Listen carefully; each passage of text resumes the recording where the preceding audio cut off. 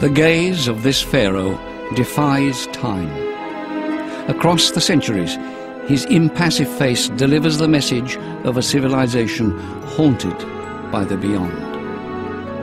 Tutankhamun's mysterious smile reminds us of the riches of ancient Egypt, but his empty eyes speak of death. In 1922, the world was recovering from the Great War. Archaeologists were getting back to work in their long-delayed digs. In Egypt, a darkness intended for eternity was pierced by the flickering light of a candle. The silence was broken in a tomb where no one had set foot in over 3,000 years.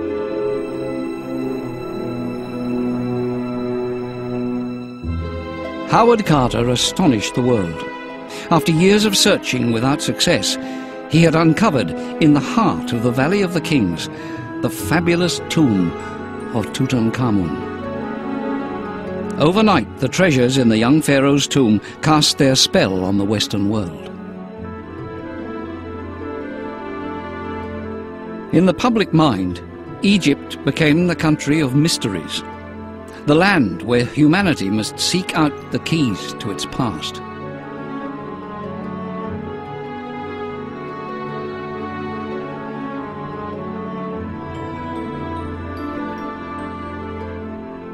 Has anyone not dreamed of the riches of Egypt, or visited the pyramids without being moved?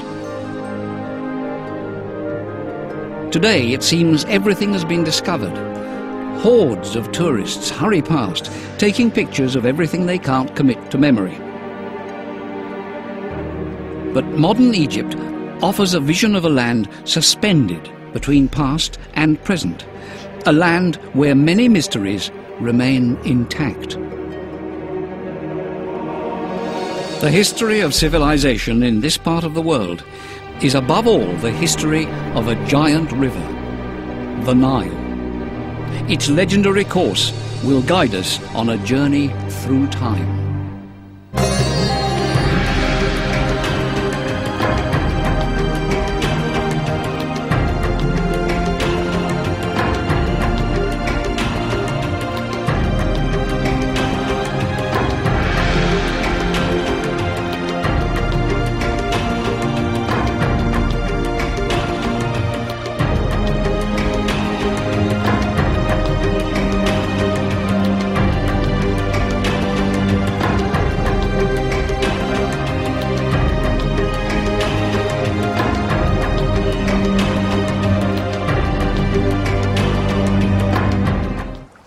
Egypt is a gift of the Nile.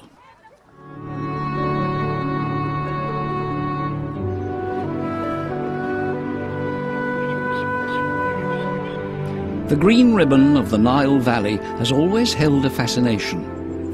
Ancient Greek explorers, accustomed to rivers that flowed from north to south, saw the Nile as a thwarted force of nature.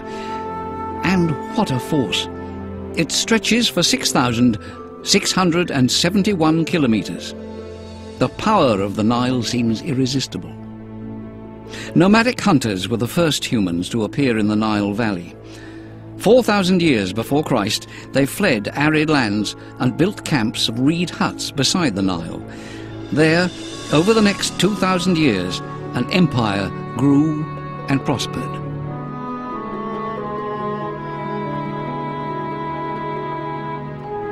But what role did the Nile actually play in the foundation of this society?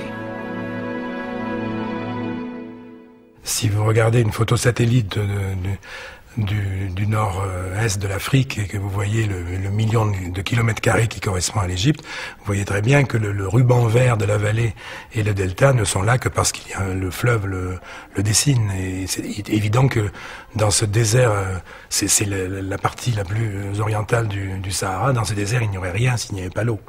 Donc le Nil est absolument la vie même de l'Égypte, c'est évident. Et les Égyptiens le transcrivait très bien, puisque quand vous avez des scènes de lustration, de purification, où vous voyez, par exemple, le pharaon qui est purifié par deux divinités qui l'encadrent et qui versent une aiguière le flot de l'eau qui tombe en se croisant sur le corps du roi est fait de petits signes de vie qui se succèdent les uns aux autres, qui s'encastrent. L'eau, c'est la vie.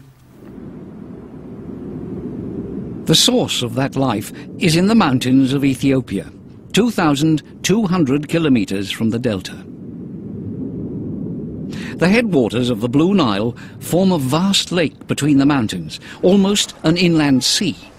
Lake Tana, as it is called, covers 3,500 square kilometers.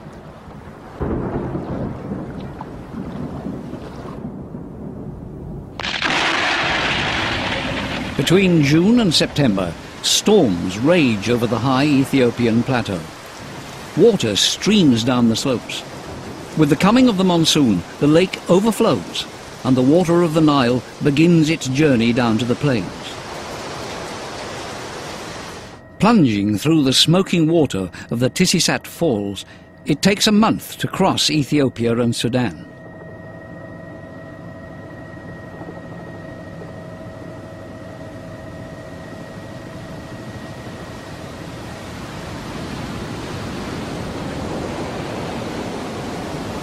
The clear waters of Lake Tana become a mighty rushing torrent. For several kilometers, this raging tide tears whole blocks of sediment out of the mountains. In some years, it carries no less than 50 tons of silt, all the way to the mouth of the river.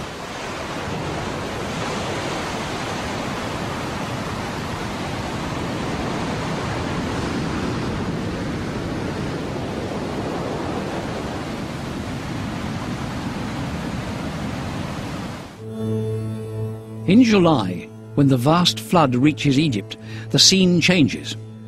The Nile is now between 8 and 10 meters deep, and it spreads out across several kilometers of the plain.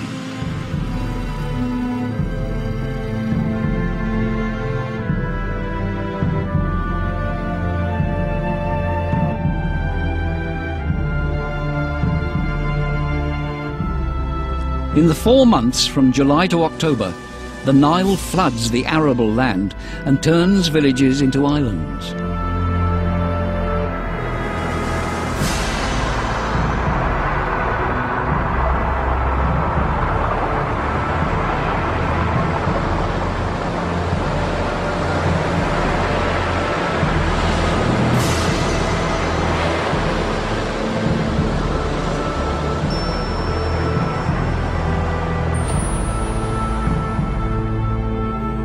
Every year, the Nile widens enormously, at the same time depositing layers of silt that push back the desert.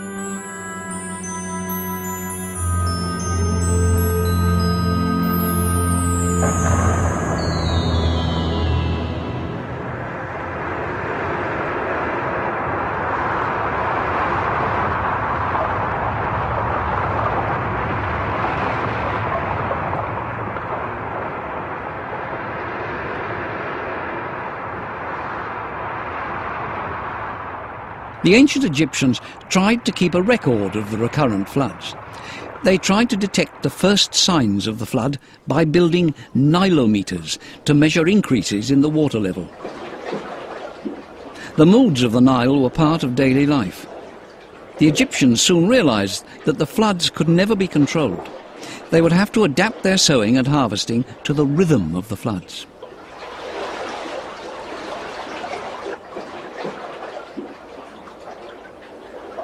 Imagine their wonder when vast stretches of water covered everything. The flood was, of course, an important source of wealth and prosperity, but the Nile also had a magical character. How did the men and women of ancient Egypt see the river? What place did it have in their world? Le Nil lui-même, étant donné qu'il est finalement la voie de communication de l'Égypte, cette présence souveraine de cette masse d'eau qui devenait une véritable mer pendant la crue, fait que l'implication se retrouve un peu partout, et en particulier